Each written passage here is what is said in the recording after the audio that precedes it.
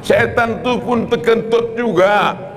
Kapan? Ketika dia lari mendengar suara azan. Maka yang menenangkan hati hanya zikir. Berzikir. Ada yang lebih hebat daripada zikir? Ada. Bukan begitu memuliakan Al-Quran. Memuliakan Al-Quran dengan membacanya. Berapa banyak orang baca Quran, wal Quranu yal'anu, dilaknat oleh Al-Quran. Bapak Ibu,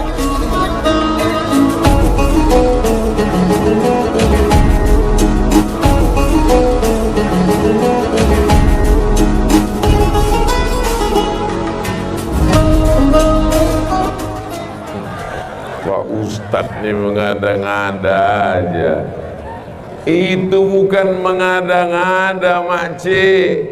Itu bukan mengada-ngada, Pak Cik. Hadisnya sahih. Ketika azan berkumandang, maka setan lari terbirit-birit, wa alaihi ghuratun duratun, sampai terkentut-kentut. Begitu bunyi hadisnya. Setan itu pun terkentut juga. Kapan? Ketika dia lari mendengar suara azan. Allahu Akbar, Allahu Akbar. Begitu azannya. Insya Allah di bumi yang bersarang para alim ulama, para habaib dari Pulau Penyengat sampai ke Bintan, ketika serangan Portugis menghantam kerajaan Melayu Malaka, kemana orang Melaka? Sultan Mahmud Shah lahir ke Bintan, guys. Datang Portugis. Ustaz Somad, yang betul Portugis apa Portugal? Nama negaranya Portugal, nama orangnya Portugis. Jadi Portugal itu negara, bukan persatuan orang tua gatal.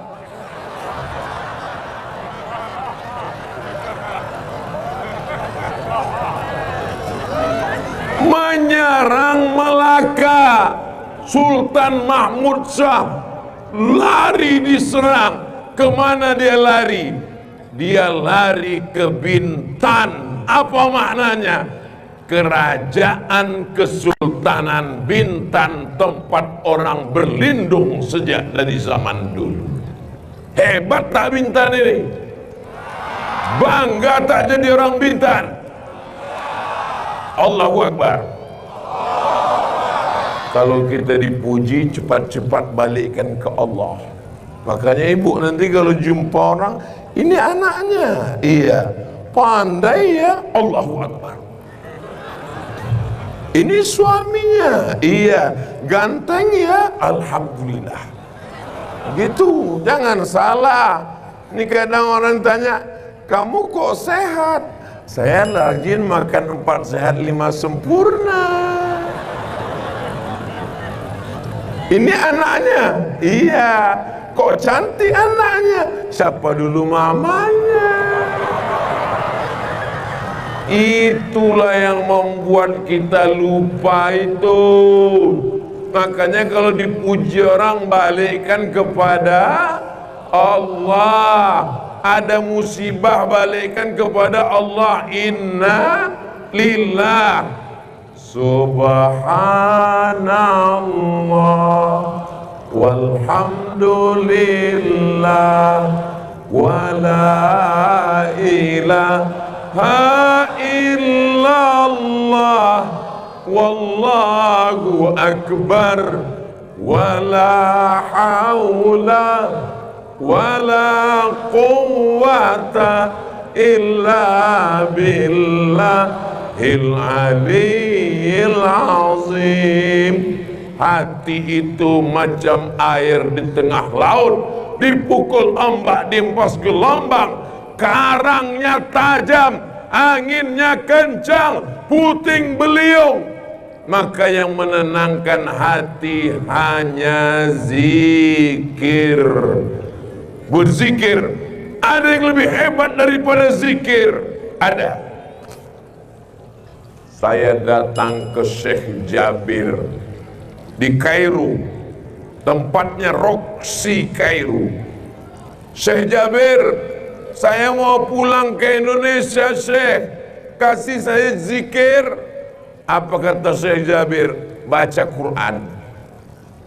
Kasihlah saya wirid-wirid, Syekh Jabir. Banyak-banyak kau baca Quran. Zikir yang lebih hebat, paling mantap, tak ada melebihi Al-Quran. Datang orang bertanya kepada Syekh Yusri Jabir. Apa kata orang?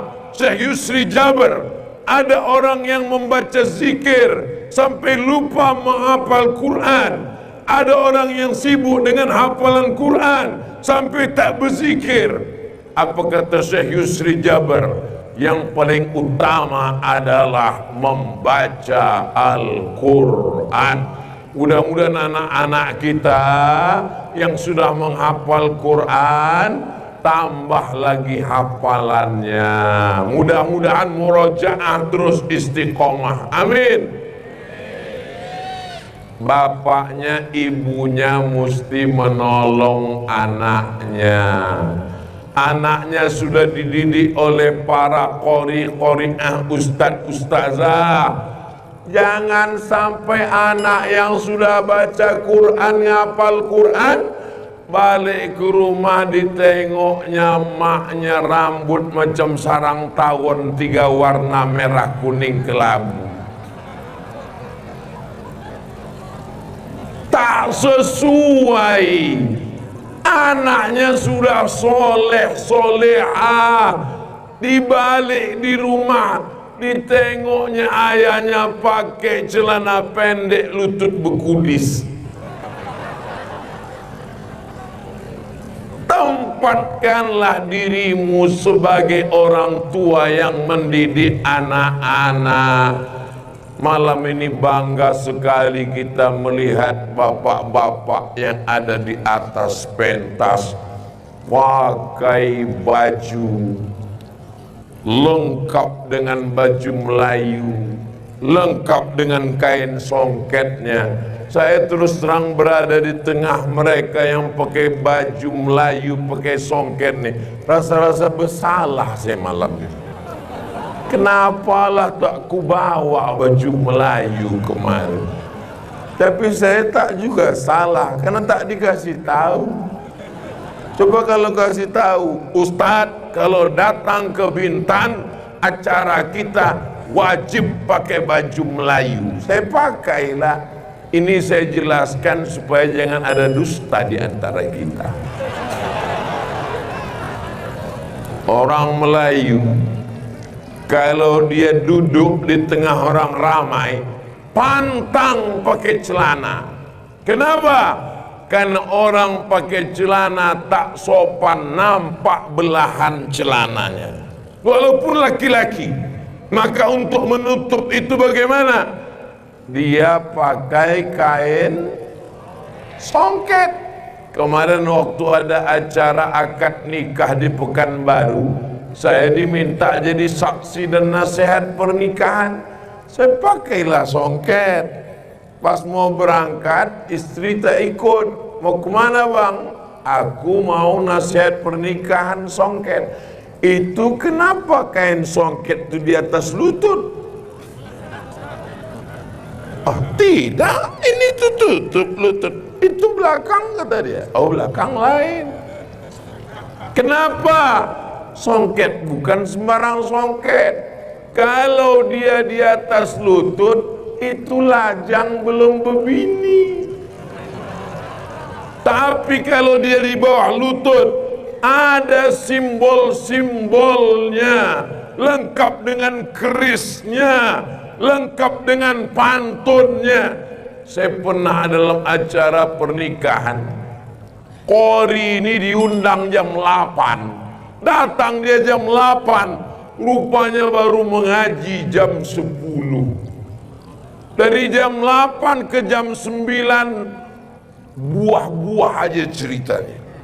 Buah semangka, buah labu, buah kundur, buah duku, buah-buah aja habis sejam. Masuk jam 9, masuk pula burung. Burung kenari, burung entah burung-burung apa semua. Lama-lama berbisik dia ke telinga saya. Orang Melayu ni mubazir waktu, Pak Ustaz. Berpantun aja buah sejam, burung sejam. Kita mau masuk kantor lagi, kata dia. Kenapa orang Melayu ni asyik berpantun-pantun aja, Pak Ustaz, sampai habis waktu? Saya bilang, orang Melayu itu berpantun karena dia kaya raya. Kenapa kaya raya?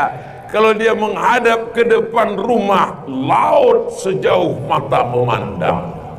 Memandang dia ke belakang, lengkap dengan pohon kelapanya, lengkap dengan pohon kelapa sawitnya, di bawah pula kandungan alam mineralnya. Makannya perutnya kenyang, hidupnya nyaman, otaknya cerdas, berpantun. Dulu, sekarang masih juga. Buktinya apa? Orang Bintan kalau dia sakit, tak perlu dia membayar sewa rumah, tak perlu cari kos-kosan. Di Rawamangun ada rumah singgah, di Pontianak ada rumah singgah, di Batam ada rumah singgah. Syaratnya satu, sakit.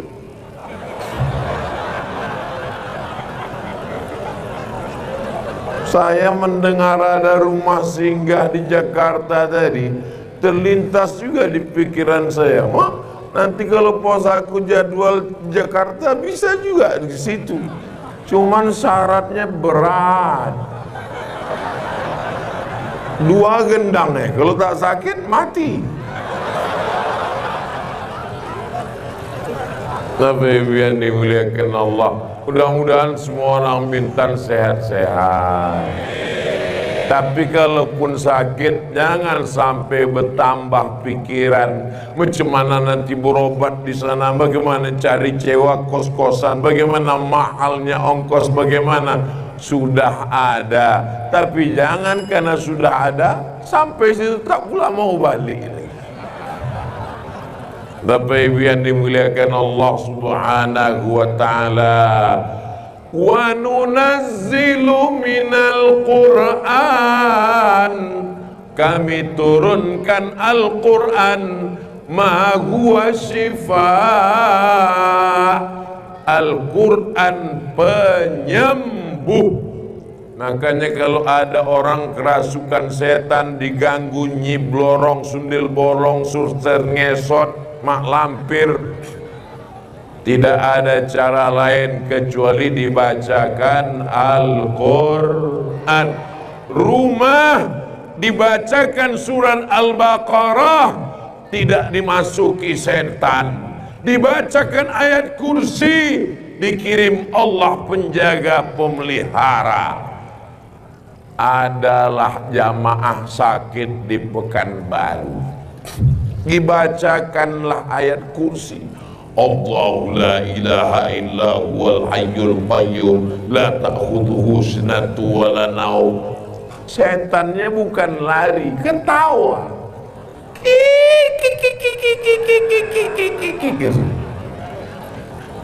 Heran lah yang membacakan nih.